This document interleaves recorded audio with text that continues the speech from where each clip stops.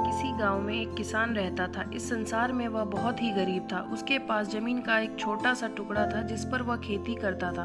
उसका गुजारा अत्यंत कठिन तरीकों से होता था। एक दिन सूरज की गर्मी चरम सीमा पर थी, परंतु किसान हमेशा की तरह खेत में काम कर रहा था। पसीने से लथपथ किसान बुआई के लिए खेत जोत रहा था। इसी बीच खेत में खुदाई करते समय जमीन में से बड़ा सा लकड़ी का बक्सा मिला। किसान ने सावधानी से बक्से को निकाला। पहले तो उसके समझ नहीं आया कि बक्से का क्या करें। आखिर उसने बक्से को खेत से बाहर रख दिया। उसे साफ करके जो रोटियां वह घर से लाया था वह बक्से में रख दी और अपने काम में जुट गया।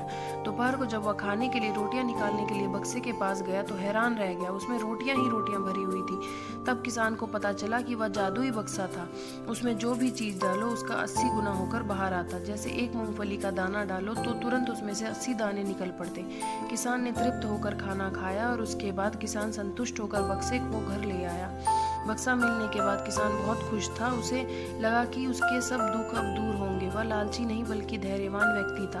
उसने बक्से का दुरुपयोग नहीं किया। उसे जब भी किसी चीज की जरूरत होती तो बक्से से तुरंत प्राप्त कर लेता। समय गुजरने के साथ साथ उसे बक्से के बारे में गांव के जमींदार को पता चला। जमींदार बेहद लालची था और उसे लगा कि ऐसी ही जादुई चीज पर तो उसका अधिकार होना चाहिए। उसके आदेश पर जमींदार के लट्ठैत किसान को पकड़ ले आए। उसने किसान को धमका कर कहा, बक्सा जिस भूमि से मिला है वह मेरी जमींदारी में आता है, इसलिए बता अब उस बक्से पर किसका अधिकार बनता है। किसान बोला, यह ठीक है हुजूर कि यह भूमि आपकी जमींदारी पर आती है, पर बक्सा जिस खेत से निकला है उस पर मैं खेती करता हूँ, अतः इस बक्से पर मेरा अधिकार बनता है। किसान गिड़गिड़ाया, लेकिन जमींदार ने बहुत धमकाया। बक्सा पाकर जमींदार बहुत खुश हुआ, मगर किसान का रो रो कर बुरा हाल था। जमींदार की अब चांदी हो गई।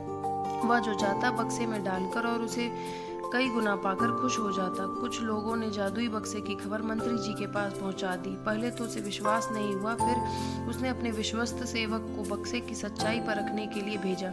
वहां जो उसने बक्से का जो जादू देखा तो वह मंत्री के पास जाकर सारी सच्चाई बता दी। मंत्री ने जमींदार को बुलाया, फिर उसे डराते हुए कहा, हमें पता चला है कि तुम्हारे पास एक जादुई बक्सा है, उसे तुरंत हमारे हवाले कर दो।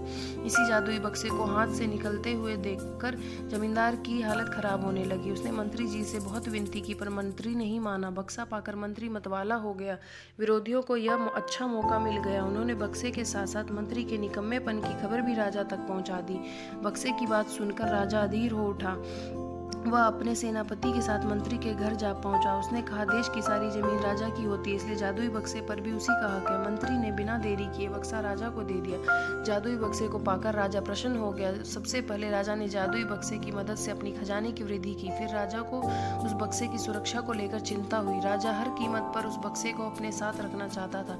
राजा ने सोचा कि इसका रहस्य ज्ञात करना चाहिए कि आखिर इस बक्से में है क्या। यह जानने के लिए राजा उसमें प्रवेश कर बैठा। जब बाहर निकला तो उसके पीछे 80 राजा बाहर निकले। असली राजा का कुछ पता नहीं चलता था।